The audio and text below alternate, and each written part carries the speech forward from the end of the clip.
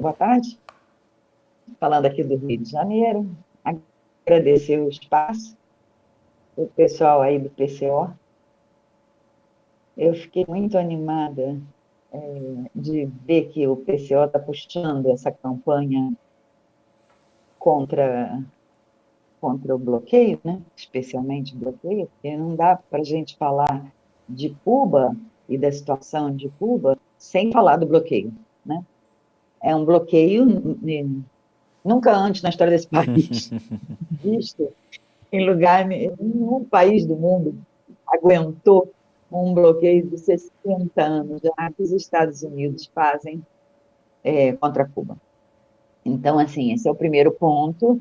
É claro que eles estão desesperados, né? Os norte-americanos, a gente percebe isso, porque é uma teoria muito forte de que o capitalismo está ladeira abaixo, né? Que já está na hora também de mudar de lugar. Isso provavelmente está fazendo com que esses golpes, ou seja, golpes brandos, enfim, essa tentativa que eles têm, que eles estão fazendo, né, está com delay. Tem como não? Ou será que é porque eu tentei o computador? Eu Não, tô, não é por eu isso. tô te ouvindo, estamos te vendo Ah, tá. normalmente.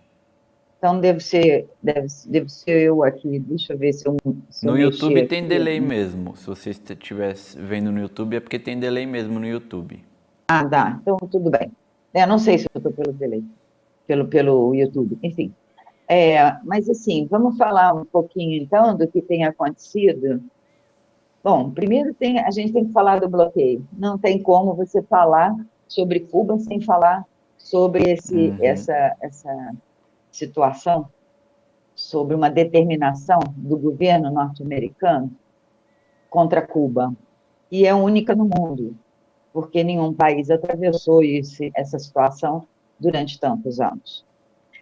O bloqueio existe desde 62, assim, institucionalmente, como uma lei e tal, ou seja, num governo democrata do John Kennedy. Exatamente. Estou falando isso porque muita gente tem, às vezes, a impressão de que os democratas são diferentes dos republicanos, e não são. Na verdade, quem manda naquele país são as transnacionais e a indústria bélica, que é dali que eles tiram muita renda.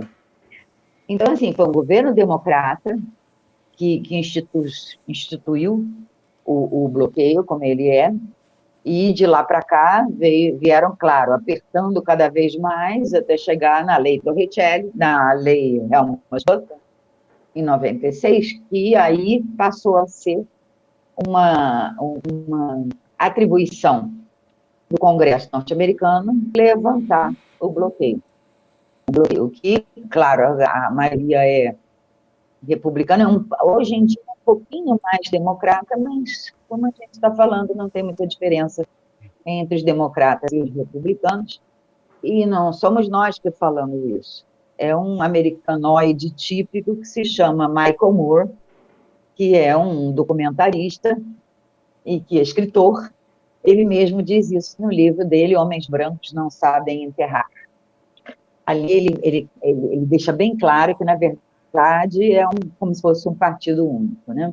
Não tem, vão alternando, mas a determinação é a mesma. Bom, faz com que Cuba não possa se desenvolver plenamente todas as possibilidades que o país tem e todos os talentos dos cubanos que a gente conhece bem na arte, nos esportes e tal. Então, assim, é importante a gente falar do bloqueio, é importante a gente falar que um republicano, Trump,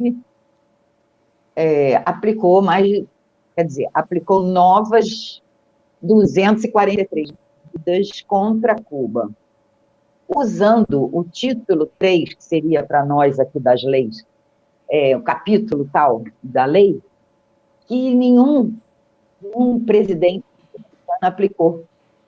É uma lei que tem 3, 4 capítulos, mas que aquele terceiro capítulo, terceiro título, sempre foi suspenso, até pelo Bush, que é aquele republicano, a gente sabe, né?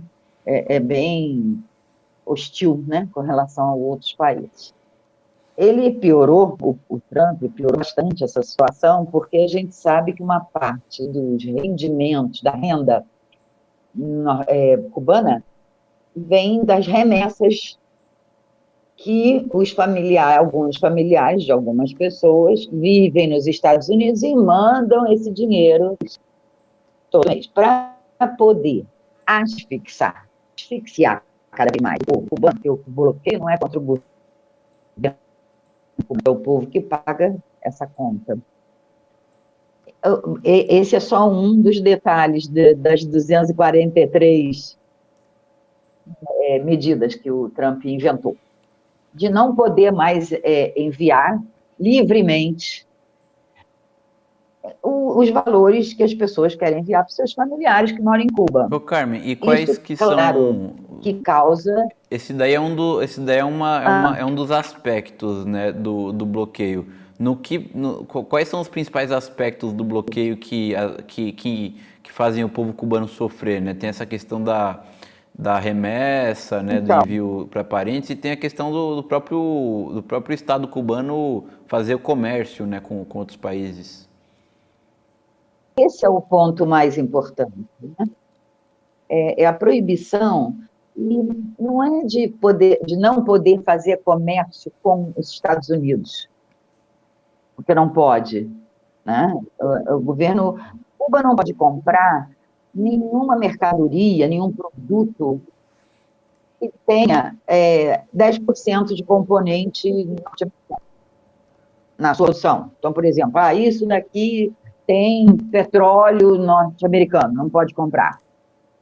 E vice-versa, o governo norte-americano não pode comprar nenhum produto que contenha 10% de componente cubano.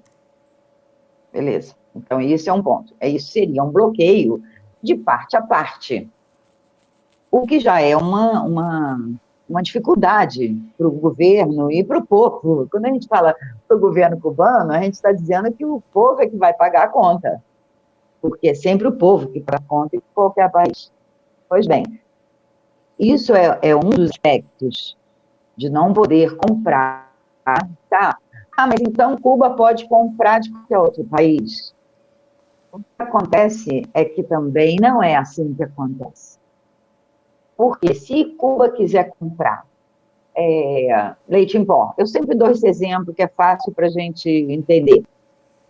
Que é assim, um navio mercante que venda qualquer mercadoria que pare no porto de Mariel, ele tem que ficar 6 meses parado em alto mar para poder ir para o porto de Nova York, por exemplo, que é o grande mercado consumidor do mundo. Porque uma coisa é você vender para um país que tem 200 milhões de habitantes e que tem, ou 300, e que tem um poder de compra. Outra coisa é você vender para um país com 11 milhões e 300 mil habitantes e não tem um poder de compra tão alto, não tem um salário tão alto, a gente sabe disso. Então, o que acontece? Esse navio não vai parar em Porto de Mariel, ele vai parar em Nova York. Ali ele vai descarregar todo o seu material, toda a sua encomenda, toda a sua carga. Isso faz com que os outros países também não possam comercializar, levar os produtos. Estou falando só de levar os produtos, não estou falando de vender os produtos, estou falando de levar o carregamento.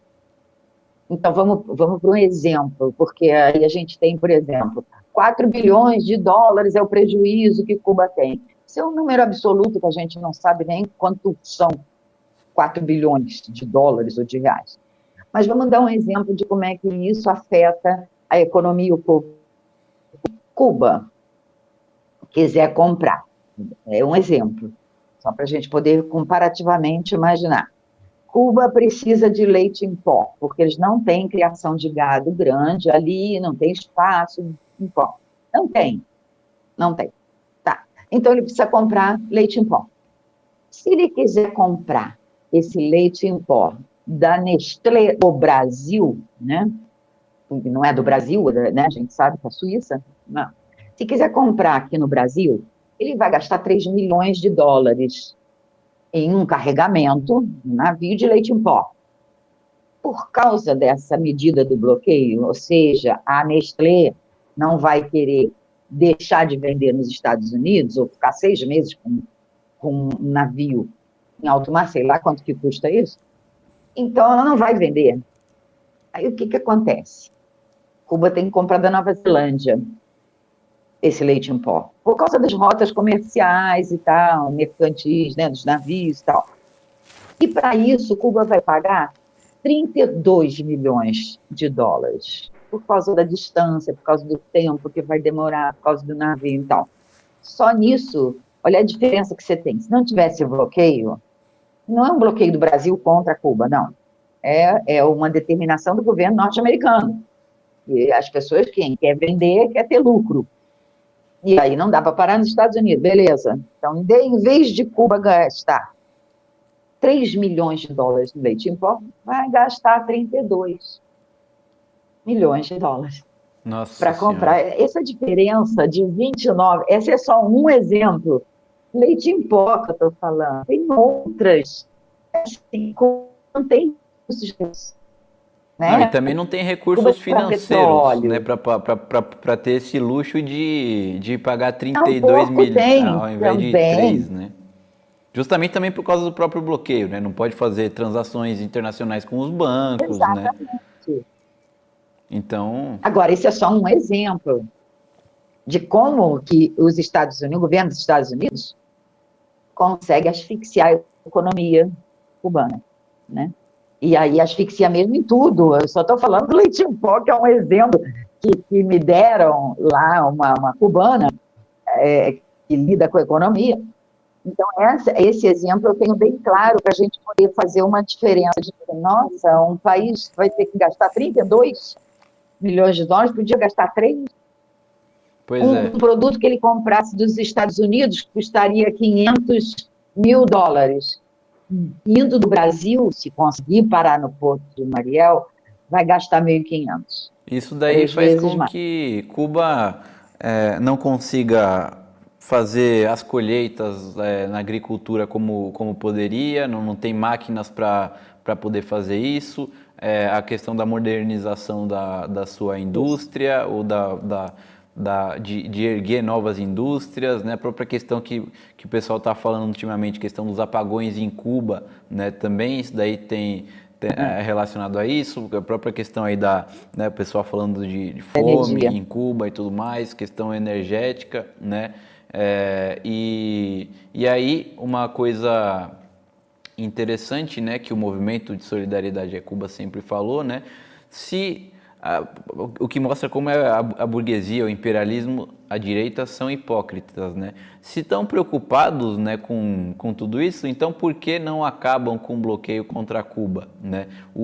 A Rússia, por exemplo, né, a Rússia anunciou agora o envio, né, de uma ajuda para Cuba, né, vai enviar alimentos, mais de 1 milhão de máscaras e equipamento de proteção pessoal também contra o coronavírus. O governo do México, né, o Miguel López, o López Obrador, né, Andrés Manuel López Obrador, ele disse que vai enviar 2 barcos aí da Marinha Mexicana com oxigênio, alimentos e remédios, né?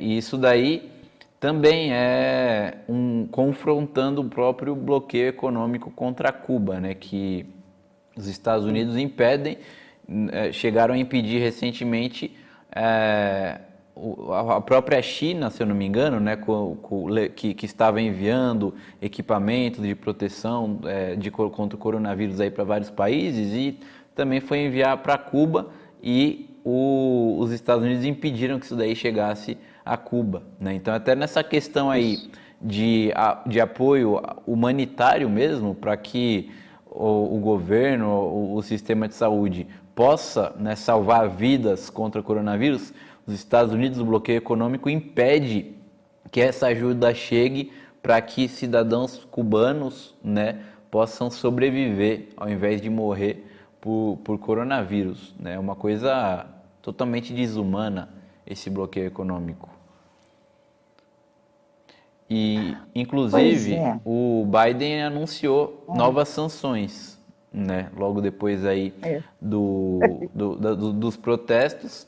As sanções, como sempre, né? A desculpa é, vamos punir esses membros do governo que estão reprimindo a população, que não sei o que lá. Mas, no fundo, como você mesma falou, né?